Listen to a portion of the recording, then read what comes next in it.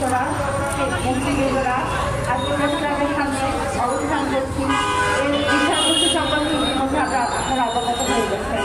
আমার পূর্ববর্তী বক্তারা গতকাল ভুলে যাওয়ার ঘটনার বিবরণ করেছেন এবং আমরা কি বলছি কি কেন হচ্ছে আমাদের উপরে এই গণরচিত মামলা তার বিস্তারিত তারা তুলে ধরেছেন। আমি এটাই বলবো গত 23 সালের 22 আগস্টে যখন আমাদের কর্মী সুজন মণ্ডলকে কুপিয়ে নৃশংসভাবে হাসুয়া দিয়ে কুপিয়ে তাকে হত্যা করা হয়, তার প্রতিবাদে আমি প্রেস ক্লাবের এই প্রেস ক্লাবে জাতীয় প্রেস ক্লাবের সামনে দাঁড়িয়ে বলেছিলাম বিগত সরকারের স্বরাষ্ট্রমন্ত্রী বিগত সরকারের দৃষ্টি আকর্ষণ করে এই কথাই বলেছিলাম সুজন হত্যায় যারা দায়ী যারা আসামি তাদেরকে যদি গ্রেফতার করা না হয়, তাদেরকে যদি শাস্তির আওতায় আনা না হয়, তাহলে পরিস্থিতির অবনতি ঘটবে। আমি বলেছিলাম যদি আপনারা এই বিষয়টাকে সিরিয়াসলি না নেন তাহলে এর থেকে বড় ঘটনা তারা ঘটাবে। আমরা যেটা আশঙ্কা করেছিলাম ঠিক সেটাই ঘটেছে। গতকাল আমাদের কর্মীদের উপরে নৃশংসভাবে হত্যাকাণ্ড চালানো হয়, তাদেরকে মেরে ফেলার পুরো প্ল্যান করে আসা হয় এবং যারা এসেছিল তারা খালি হাতে আসেনি, তারা দেশীয় অস্ত্রের সাথে সাথে আগ্নেয়াস্ত্র তারা সাথে নিয়ে এসেছিল। আমি অন্তর্বর্তীকালীন সরকারের দৃষ্টি আকর্ষণ করে বলতে চাই আমরা কেমন দেশে বাস করছি।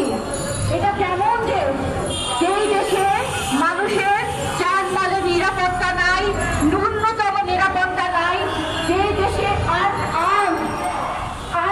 মানুষের উপরে দিয়ে অস্ত্র দিয়ে তাদের উপর হত্যা চালানো হয়। এটা কেমন দেশে আমি বাস করছি আমি সেটাই জানতে চাই আজকে সরকারের।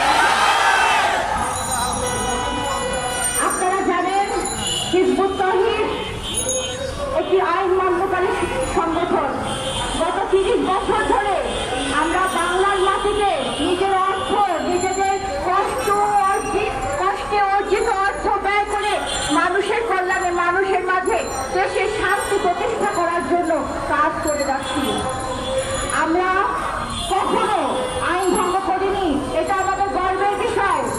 বাংলাদেশে এমন কোন দল নেই যারা এইটা প্রাউডলি বলতে পারে যে আমরা একটা আইন ভঙ্গ করেছি আমাদের গর্বে, কিন্তু আমরা দাবি করতে পারি যেই দল কখনো আইন ভঙ্গ করেনি, যেই দল বাংলাদেশের সংবিধানকে সম্মান দিয়ে বাংলাদেশের সংবিধানকে সম্মত রেখে সমস্ত তাদের মানবাধিকার তাদের ধর্মীয় অধিকার চর্চা করার জন্য মানুষের মুক্তির জন্য কাজ করে গেছে, আজকে সেই দলের ব্যক্তিতে সেই দলের কর্মীদেরকে বারবার হামলা করা হচ্ছে। আমি আজকে আমাদের এই মানববন্ধন কর্মসূচি থেকে এটাই বলতে চাই, আপনারা জানেন বাংলাদেশকে নিয়ে একটা গভীর চক্রান্ত চলছে। বাংলাদেশকে একটা উগ্রবাদী রাষ্ট্র, একটা জঙ্গিবাদী রাষ্ট্র হিসেবে আন্তর্জাতিক মহলে উপস্থাপন করার জন্য, একটা তালিবানমুক্ত করার জন্য একটা চক্রান্ত অনিয়ত রেগুলারলি তারা কাজ করে যাচ্ছে। এই অবস্থাতে যদি বাংলাদেশের সরকার অন্তর্বর্তীকালীন সরকার ইন্টারিম গভর্নমেন্ট যদি এটার উপরে সিরিয়াসলি ব্যবস্থা না নেন তাহলে বাংলাদেশকে ইন্টারন্যাশনালি একটা জঙ্গি রাষ্ট্র হিসাবে উপস্থাপন করা এটা সময় সাপেক্ষে ব্যাপার হয়ে যাবে। আমরা সেটার বিরুদ্ধে কাজ করে যাচ্ছি। আমি আজকে অন্তর্বর্তীকালীন সরকারকে এটাই বলবো, আমরা 72 ঘন্টার একটা সময় দিলাম, যদি এদেরকে যারা হামলা করেছে, যারা হাসুয়া দিয়ে যারা কুপিয়েছে, যারা সুজনকে নৃশংসভাবে হাসুয়া দিয়ে সিরিজ দিয়ে কুপিয়ে হত্যা করেছিল, সেই গোষ্ঠী কাউকে আদালত আমাদের কর্মীদের উপর যখন হামলা চালিয়েছে এই বিষয়ে যদি তাদেরকে ইমিডিয়েটলি গ্রেফতার করা না হয়, হিজবুত তাওহীদ এর থেকেও অনেক কঠিনতম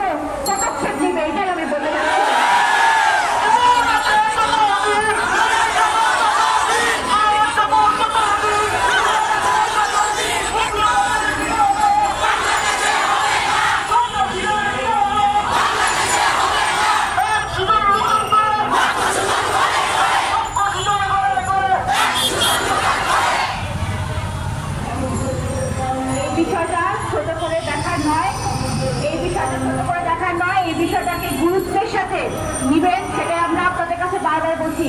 গতবার যখন সুজনকে হত্যা করা হয়েছিল, যখন আমরা সরকারের কাছে এই বিষয়টা নিয়ে বারবার দ্বারস্থ হয়েছি, সরকার সেটাতে কাজে দেয় নাই, সরকার এটাতে কোনো ইম্পর্টেন্সই দেয় নাই। বিগত সরকার যখন 5ই আগস্টে যখন হাসিনা যখন পালিয়ে গেল, যখন এই বাংলাদেশকে দ্বিতীয়বারের মতন যেটা বৈষম্য বিরোধী আন্দোলনের ছাত্ররা এখানে যখন দ্বিতীয় স্বাধীনতা এনেছে, তখনও আবারও এই গোষ্ঠীটি আমাদের উপরে হামলা করার জন্য এমন কোনো জায়গা নাই, এমন কোনো পদক্ষেপ নাই যে সেটা তারা নেওয়া নেই। তারা আমাদের অফিসগুলোকে হামলা করেছে, তারা আমাদেরকে আমাদের পুরো উৎসাহিত সদস্যদেরকে বাংলা থেকে ঘুরিয়ে দেবে, উড়িয়ে দেবে, এমনই তাদের প্ল্যান ছিল। আমরা তখনও চেয়েছিলাম না, কিন্তু